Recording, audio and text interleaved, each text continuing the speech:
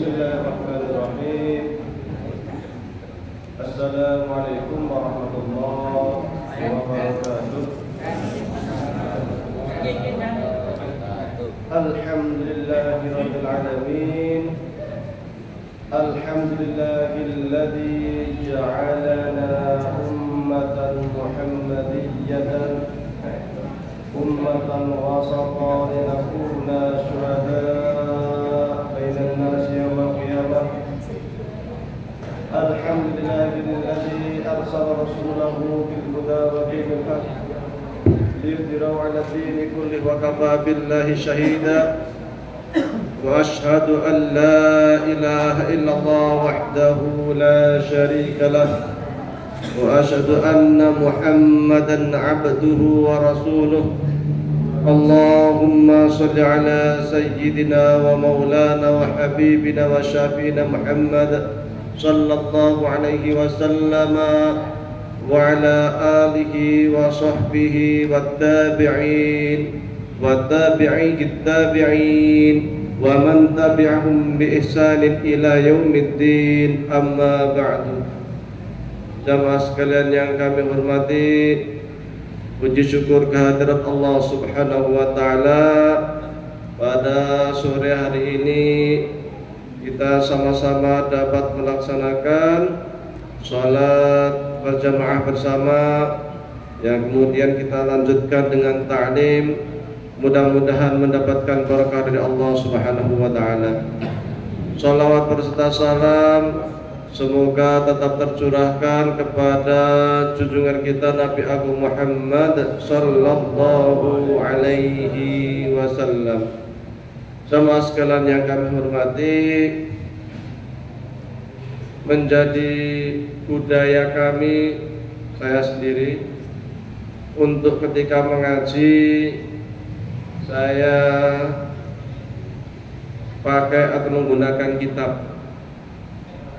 Di sini kita akan mulai insyaallah kitab Ta'lim Muta'alim yang Furqan Babul Hadis, di Lempuyang Riyadhus Shalihin, di mana itu Muntung, Takrib, di Keranggan, Ayyuhal Walad, dan lain sebagainya. Mengapa kok kita pakai kitab? Supaya ngajinya itu yang pertama manhaji, metodologis. Seperti halnya kita sekolah SD, SMP, SMA, kuliah, pasti diberi buku diktat. Untuk apa buku diktat itu? Supaya sekolahnya itu ada yang digapai, ada yang dicapai, sehingga keluar dari sekolah ketika kita punya buku, maka jelas pula materi yang bisa kita ulang-ulang di rumah. Karena jika tanpa buku sekian persen masuk, tetapi ketika di rumah mau ulang pelajaran nggak ada bukunya, kita hanya mengandalkan ingatan, kecuali yang mau nyatat mungkin catatan-catatan kecil. Yang kedua, saya biasa gunakan kitab berbahasa Arab. Waduh, jamaah saya bahasa Arab gitu kan. Saya gunakan kitab berbahasa Arab, kemudian saya terjemahkan satu kata, model slogan gaya pesantrenan. Pengalaman kita pertama, supaya jamaah itu terbiasa dengan kitab. Minimal kalau ditanya orang pernah ngaji kitab, pernah. Kitabnya apa? Ta'lim Muta'alim. Karya siapa? Karya Syekh Az-Zarnuji. Ngajinya di mana? Di Masjid Uswatul Hasanah. Isinya apa? Lali. Tapi kan minimal kan tahu ngaji kitab.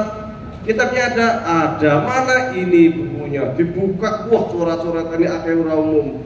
Pas mau dibaca, oh mau niku aku nulis kok ngene gitu. Wah cakar ayam ora apa-apa. Sing penting ngaji. Kalau kita lihat di kitab Babul Hadis, kitab hadis, itu yang ngaji membawa buku itu coret-coretan kita itu nanti akan menjadi saksi kelak yang kiamat. Kita budayakan bahwa kita pelan-pelan, lama-lama meskipun sekarang nggak bisa bahasa Arab, kalau konsisten ngaji, tahu-tahu minimal 1 kata bisa, besok 2 kata bisa, 3 kata bisa, lama-lama baca ini udah tahu semua. Amin. Iya. Bisa. Saya terapkan di pondok.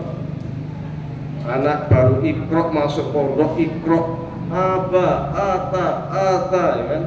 Tapi ngajinya semuanya kita bahasa Arab semua. Bisa.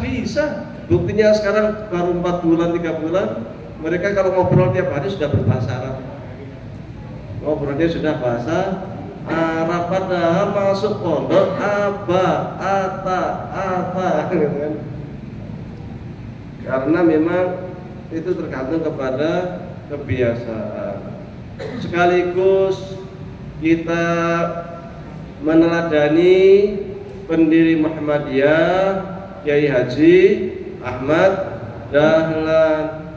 Kiai Haji Ahmad Dahlan ngajinya pakai kitab, ngaji bersama Syekh Soleh Darat, Jauharut Tauhid pakai kitab, Syekh Khalil Bangkalan pakai kitab. Sampai ke Saudi sana, ke Mekah belajarnya sama siapa? Syekh Nawawi Al-Bantani, Syekh Khatib Al-Minangkabawi, Syekh Abu Bakar Sato. Mosok ngajinya pakai kitab, pakai bahasa Belanda kan enggak?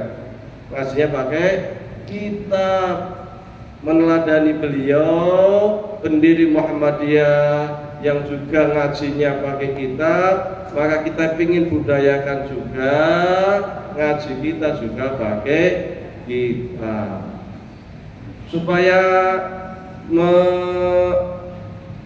menepis anggapan Muhammadiyah kurang ngerti kitab. Enggak, Muhammadiyah tetap tahu kitab lah. Buktinya kita ngaji pakai kitab. Kalau di pondok saya kitab semua, nggak ada ketemu bahasa Indonesia, ketemunya bahasa Arab semua.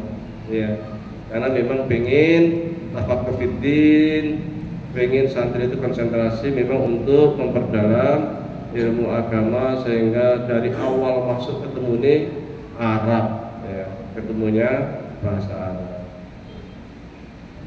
Ta'lim muta'alim ini menjadi usulan karena memang kalau di Babul hadis banyak terkait dengan hadis-hadis fadhailul a'mal.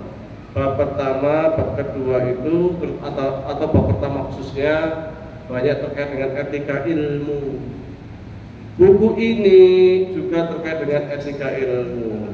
Ditulis oleh Imam Burhanul Islam Az-Zarnuji dan sambung buku. Judul kitabnya apa?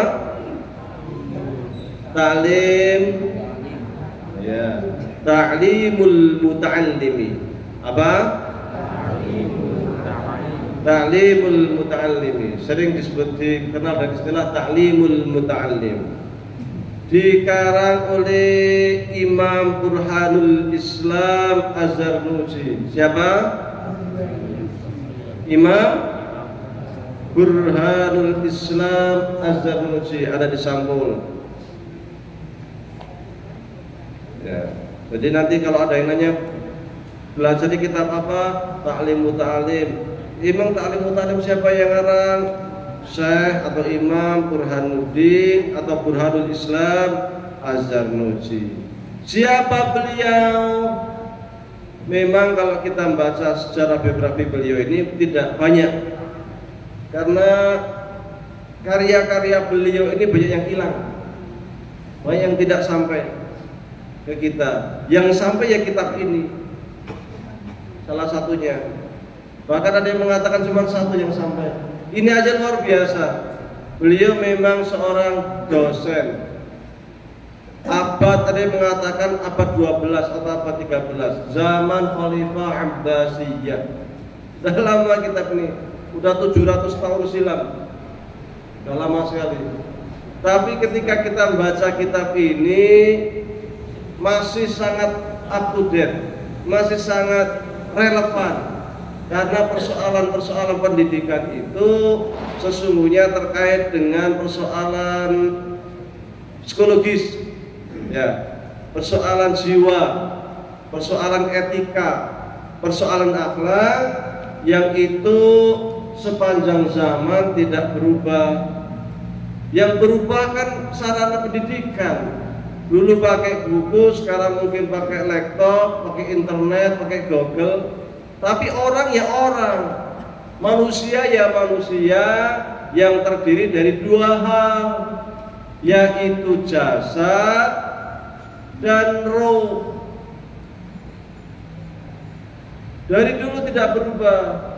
Yang namanya jasad perlu diopeni, perlu dirawat,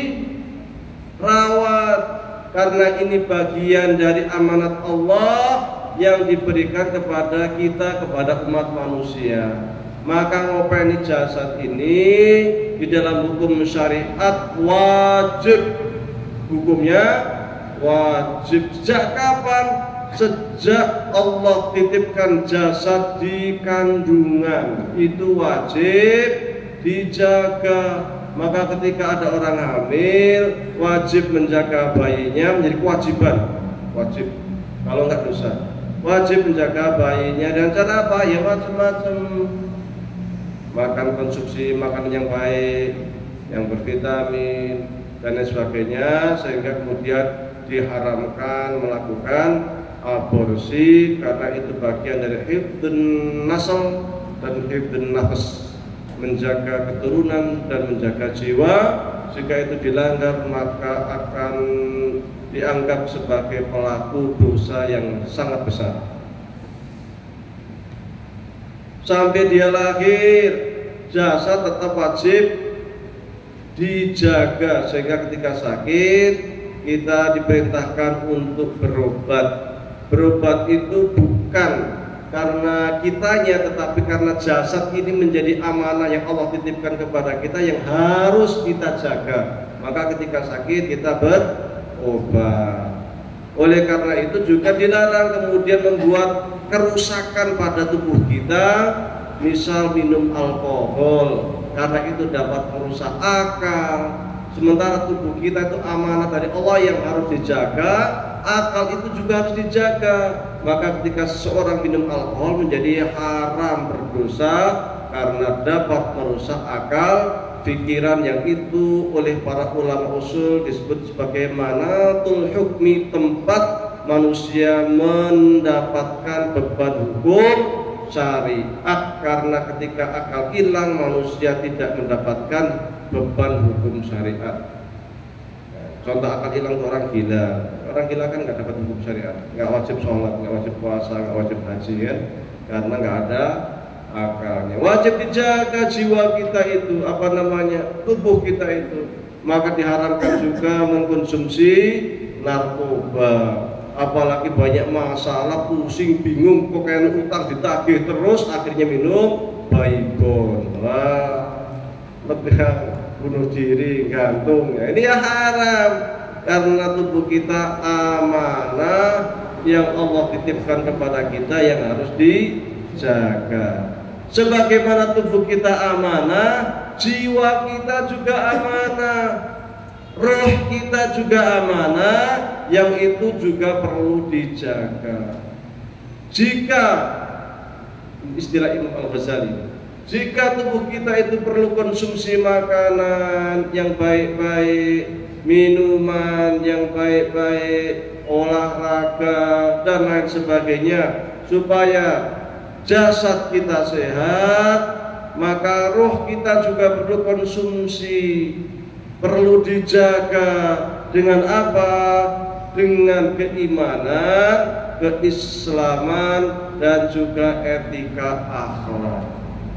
Sesungguhnya yang membedakan antara manusia dengan binatang itu ya jiwa ini. Maka Aristoteles sejak zaman Yunani kuno kisaran 6 abad sebelum Masehi selalu mengatakan bahwa manusia itu yang membedakan dengan binatang karena manusia berakal.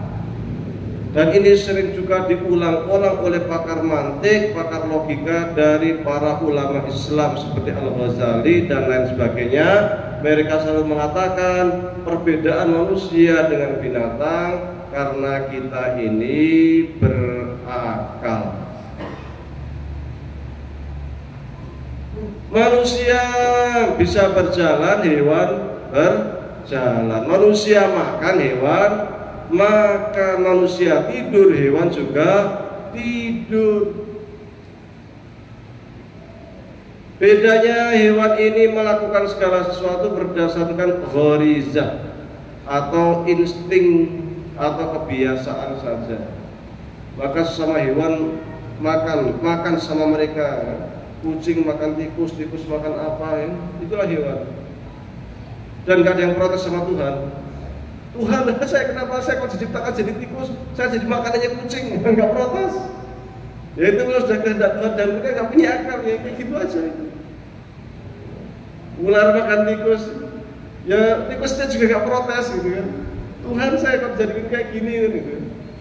Nah, tapi manusia punya akal yang untuk mempunyai sifat memilih antara yang baik dan yang buruk. Sebenarnya bukan hanya manusia. Jin juga sama berakal. Manusia itu kalau bahasa Arabnya namanya al-insan atau an-nas, manusia. Artinya itu lembut. Al-insu itu artinya lembut. Maka manusia yang sesuai dengan fitrahnya itu semestinya memang perlakuannya, sikapnya lemah lembut. Beda dengan jin, al-jan. Jin itu sifatnya artinya saja sudah kasar. Ya. Kasar, kemudian apa? Suka memberontak. Maka kalau orang kemasukan jin nggak ada yang lembut, mestinya tubuhnya langsung mengeras, wah kemasukan jin. Atau orang marah, orang nggak ada marahnya lembut, gitu kan, sopan itu kan. Mesti matanya merah, apa itu keras. Karena sifat jin kayak gitu. Maka kita sebagai manusia diberi istimewa oleh Allah SWT, di antaranya ya dengan sifat ins itu lembut, dengan akal itu. Maka kita mencoba dengan ilmu akhlak itu supaya kita menjadi al-insu, menjadi manusia yang lemah lembut, supaya apa? Sebagai bagian daripada konsumsi jiwa kita. Kalau jiwa ini mendapatkan konsumsi makanan yang baik, maka dia akan kenyang. Tipenya orang kenyang nek tulam blek enak. Ya kan? Wong terus warak kan nggak ngantuk turu kepenak. Orang yang jiwanya ini tersuplai dengan keimanan, keislaman, akhlak karimah, maka jiwanya akan tenang, sakinah dan bahagia. Bahagia di dunia dan insya Allah bahagia di akhirat. Alhamdulillah, yang namanya kebahagiaan itu diberikan Allah kepada manusia tanpa pandang bulu. Orang kaya raya bisa bahagia, orang miskin nggak punya harta pun bisa bahagia. Bisa jadi pengemis atau orang-orang yang tak punya apa-apa lebih bahagia daripada anggota dewan. Kemerungsung, akhirnya kasih korupsi, masuk KPK, kan gitu.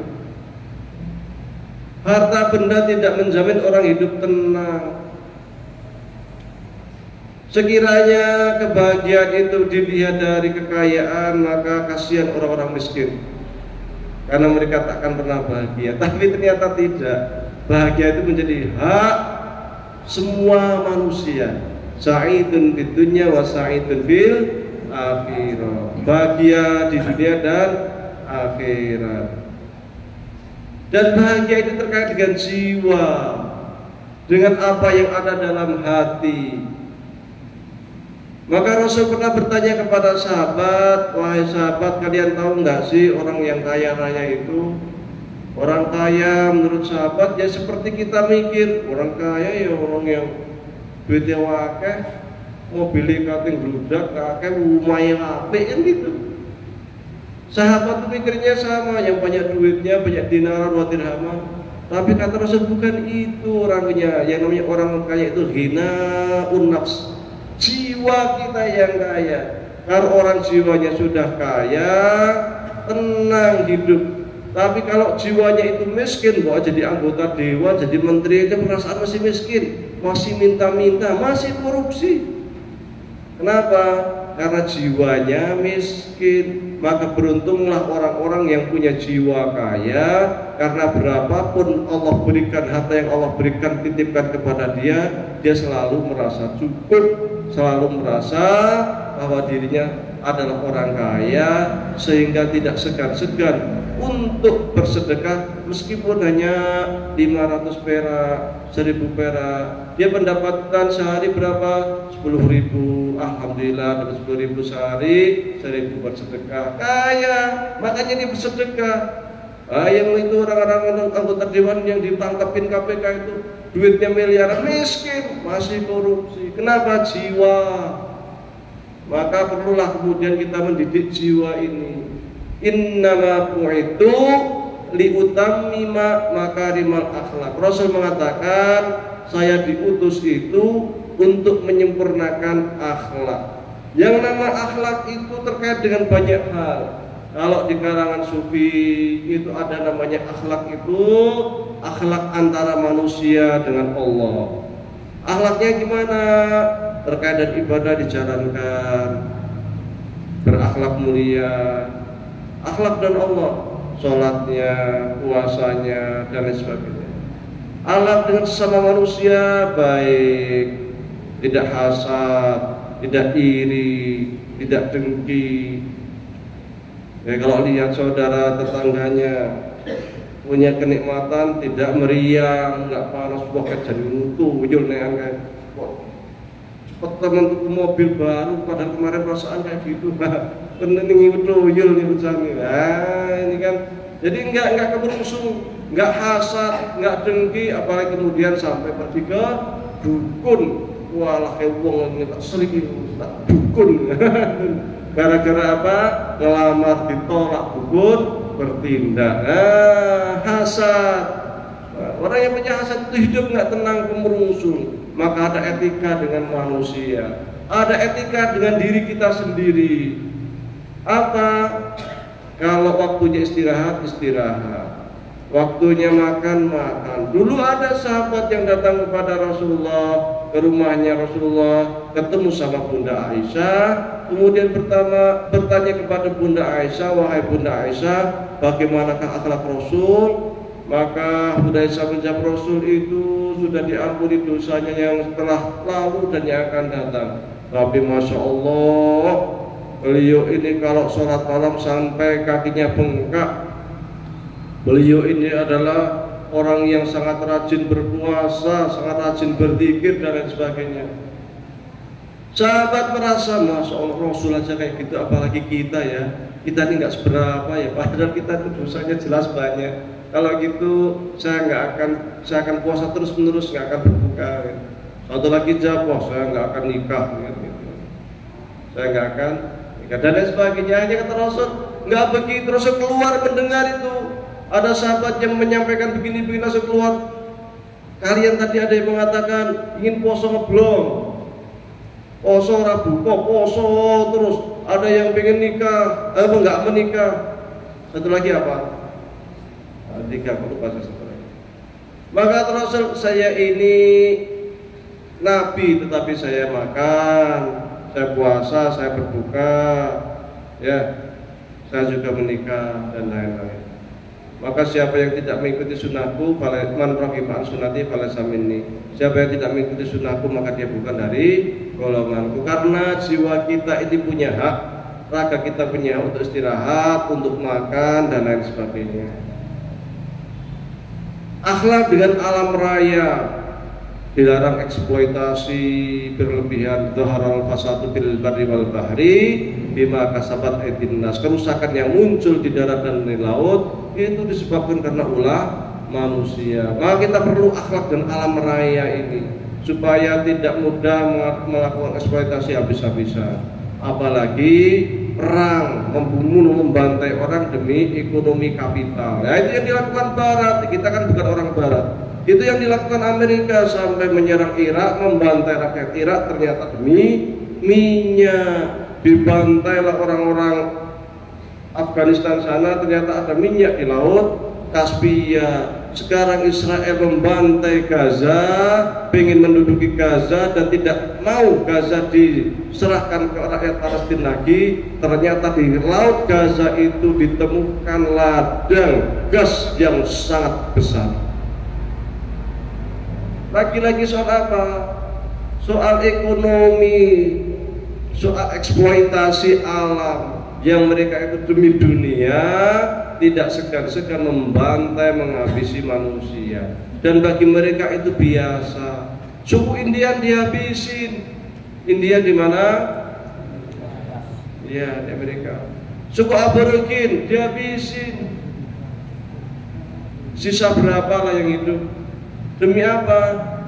Demi harta. Sekarang yang bom yang dijatuhkan di Gaza itu setara dengan bom atom yang dijatuhkan di Hiroshima dan Nagasaki. Besar, 13.000 ton bom yang dijatuhkan di Gaza, yang penduduknya hanya kisaran 2 juta. Demi apa?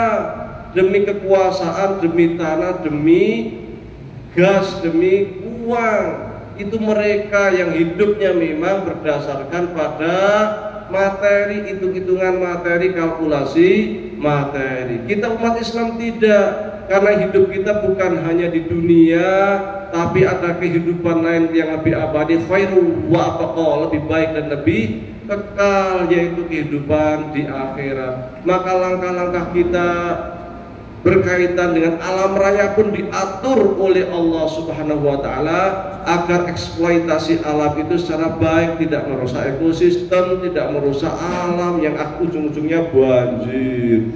Dulu di Kalimantan jarang terdengar banjir. Sekarang Kalimantan ya banjir. Sing salah sopo? Sing salah orang-orang kapital yang punya duit. Mereka punya duit. Orang sugih sekarang punya tanah sendiri, buat tani sendiri, pupuk dari pabrik diambil sendiri. Akhirnya petani kecil mau beli pupuk ora iso. Sing salah sopo? Pada negara mesti negara makmur, kemari pahala Cinawi, negara Indonesia, kan gitu. Nah, ini akhlak bukan hanya dengan alam, akhlak juga diatur dengan binatang. Maka ketika dengan binatang menyembelih pun ada aturan. Tidak semua barang itu hewan disembelih. Ada cara, harus dengan Bismillahirrahmanirrahim. Ayam ini saya sembelih, kan gitu. Maka ayam menjadi halal, bukan bangkai. Kalau nyembelihnya tanpa Bismillah dianggap bangkai, maka dia statusnya menjadi haram. Bukan hanya dengan baca Bismillah, ketika menyembelih 3 urat nadinya harus putus. Supaya apa? Supaya hewan yang disembelih ini, sapi, kambing dan sejenisnya, ketika 3 syaratnya putus, dia itu tidak merasakan sakit, tetapi seperti dibius. Loh, itu jojotan. Jojotan itu adalah reaksi saraf sehingga darah bisa keluar. Nek darahnya keluar, dagingnya enak. Nek darahnya nggak keluar karena masih ada 1-2 saraf nggak putus, dagingnya apet, ya kan? Baunya nggak enak, dimasak tidak enak, kan gitu. Ada etika akhlaknya. Itu juga pisaunya harus wal yuhidda dabihata, harus ditajamkan mata pisaunya, diasah sih. Sing kasih tajam kira-kira sat langsung putus 3 urat. Jangan ngokrok orang bergaji ya. Nah, mesake. Jadi akhlak. Maka pendidikan akhlak ini sangat penting, termasuk juga di dalam kita belajar itu ternyata juga ada akhlaknya. Ulama-ulama kita terdahulu sangat luar biasa ketika mereka itu meneliti tentang jiwa manusia, tentang hati manusia. Ulama-ulama kita itu tidak kalah kepandaiannya, kepakarannya dengan para psikolog modern. Maka ketika kita membaca kitab karya Imam Qushairi, Risalah Qushairiyah, luar biasa ketika membaca tentang jiwa manusia, tentang akhlak manusia. Ketika kita membaca kitab Ihya Ulumuddin, luar biasa ketika membahas tentang jiwa, bahkan fikih dikaji, dibalut dengan pandangan akhlak, dengan pandangan tasawuf, sehingga ketika kita melakukan perbuatan yang terkait dengan hukum syariat, bukan hanya untuk menggugurkan kewajiban semata, tetapi dikaji hikmah akhlak dibalik kita melakukan amal-amal fikih, sehingga tetap ada relasi antara jiwa hati dengan Allah Subhanahu wa taala. Wudu bukan sekedar cuci wajah, cuci tangan, kepala, kaki. Sholat bukan hanya sekedar rukuk, sujud, salam, tetapi ada pengaruh di dalam jiwa kita, di dalam diri kita, di dalam akhlak kita, sehingga fikih menjadi sesuatu yang sifatnya itu etika. Itulah Imam Al-Ghazali.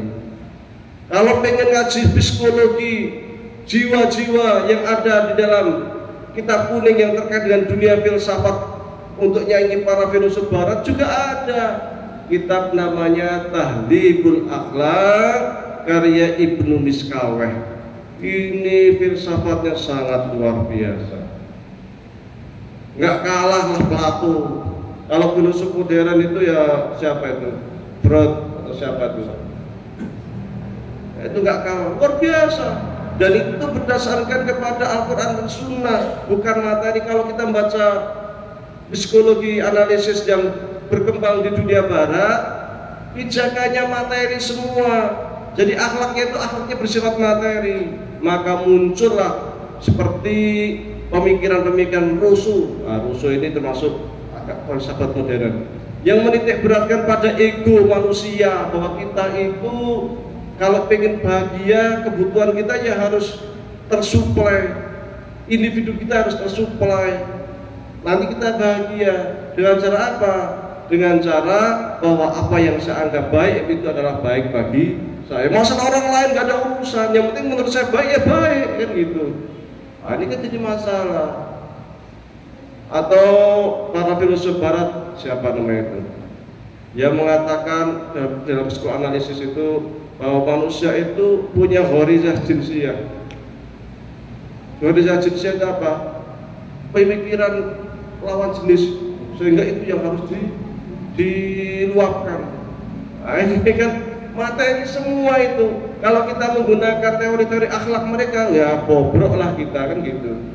Kita punya kok materi-materi psikologi, psikoterapi sesungguhnya yang berdasarkan kepada kitab-kitab karya ulama kita. Banyak sekali. Masalahnya kitab-kitab itu banyak yang kemudian tidak kita buka karena ketidakmampuan kita di dalam mengkaji bahasa Arab, sehingga kita konsumsi psikologi itu dari barat semuanya. Nggak kita kaji nggak kita kaji karya Risalah Qushairiyah, nggak kita kaji Al-Hikam punya Ibnu Athaillah dan lain sebagainya. Kitab ini menjadi salah satu kitab akhlak terkait dengan tata cara kita belajar, interaksi antara seorang murid dengan guru, interaksi antara seorang murid dengan ilmu pengetahuan. Penting, sangat penting. Kenapa? Jangan sampai orang belajar tidak tahu untuk apa dia belajar. Jangan sampai tidak tahu orang belajar akhlaknya bagaimana. Dan ini apalagi zaman sekarang, ketika dekadensi moral, ketika masyarakat kita, anak didik kita akhlaknya karena terbiasa dengan internet, dengan HP, terjadi penurunan akhlak yang luar biasa.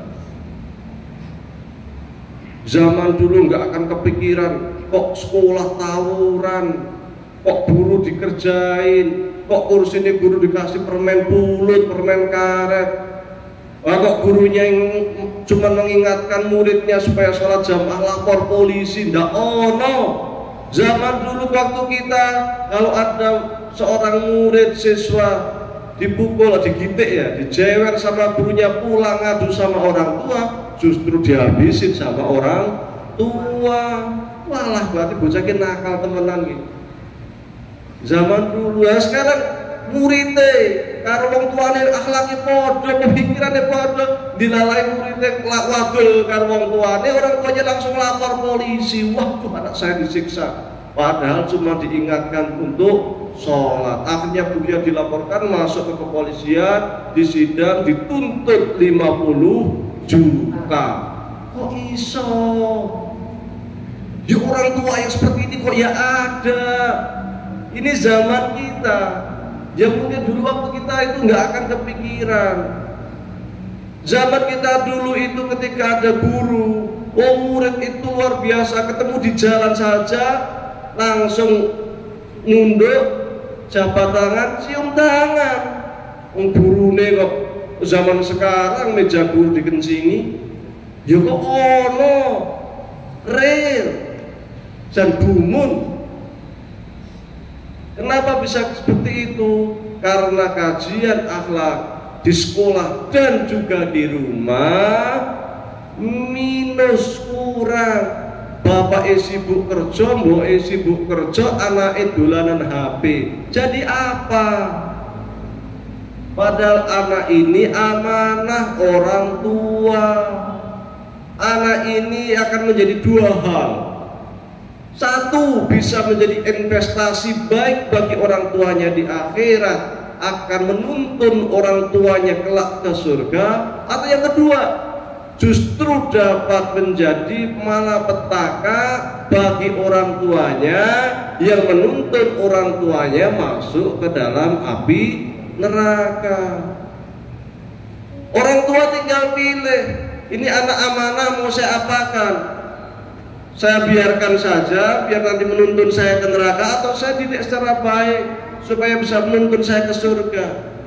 Hanya anak dari tiga hal ya, yang diantaranya itu yang kelak ketika kita ini meninggal, amalannya itu masih memberikan investasi, masih mengalirkan pahala.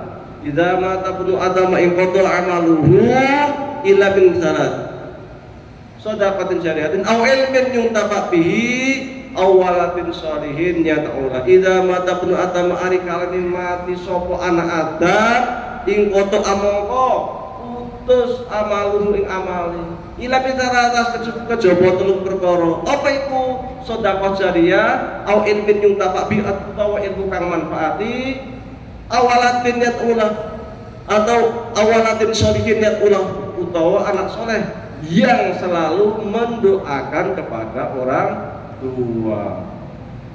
Jadi anak ini amanah, dan anak ini akan menjadi investasi luar biasa ketika orang tuanya ini mampu mendidik anaknya dengan baik. Maka kalau orang-orang dulu itu berusaha mengajarin ngaji anaknya itu dari orang tuanya, khususnya surat Al-Fatihah lah minimal. Kenapa? Karena setiap anak itu membaca Fatihah, pahalanya akan mengalir kepada anak itu dan kepada orang yang ngajarin.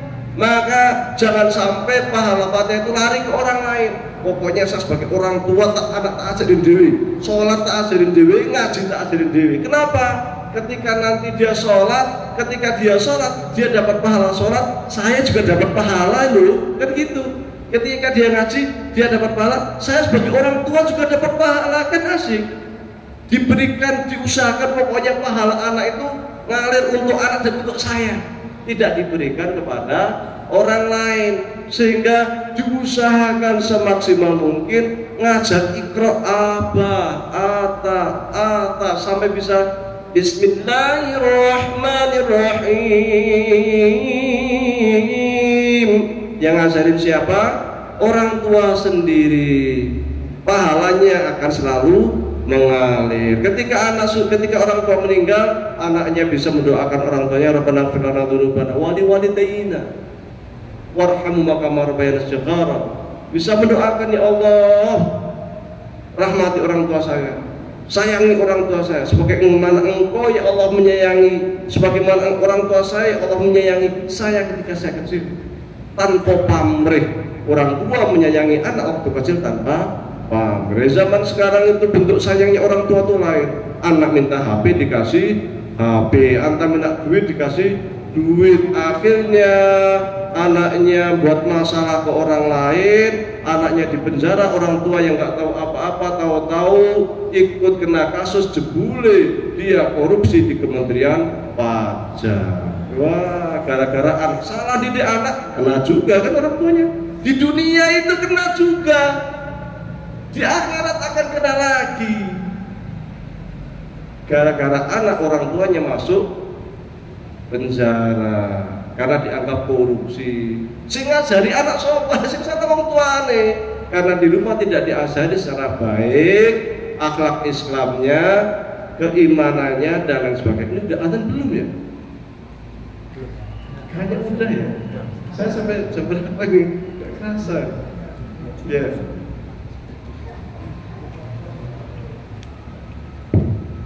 Jamaah rahimahullah, perlu kami sampaikan sebelum kita break. Jadi kalau di Masjid Al-Furqan selesainya jam 8, minimal 8 kurang seperempat, karena beliau jauh-jauh dari Tretet ke sini, yang jemput juga Betul dan kawan-kawan. Maka ini kami sampaikan break sholat isya, setelah itu kita lanjut. Ngerti nggih?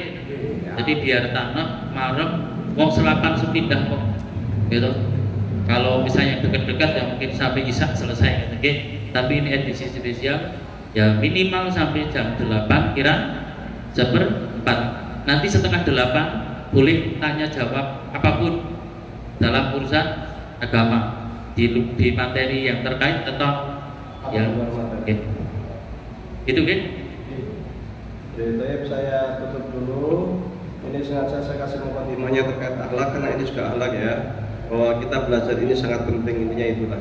Supaya kita bisa mendidik anak-anak kita dengan guru, supaya ada santri tawuran, izin ya. Sekolah Muhammadiyah tawuran, aduh. Sekolah Muhammadiyah nek sekolah boncengan karo cewek, aduh. Aku akeh. Sekolah Muhammadiyah pacaran akeh. Sedih sebenarnya itu. Itulah supaya nggak terjadi, kita mestinya sekolah Muhammadiyah wajib gimana pacaran bro. Isin-isin ae Muhammadiyah ya. Baik, terima kasih banyak. Assalamualaikum warahmatullahi wabarakatuh.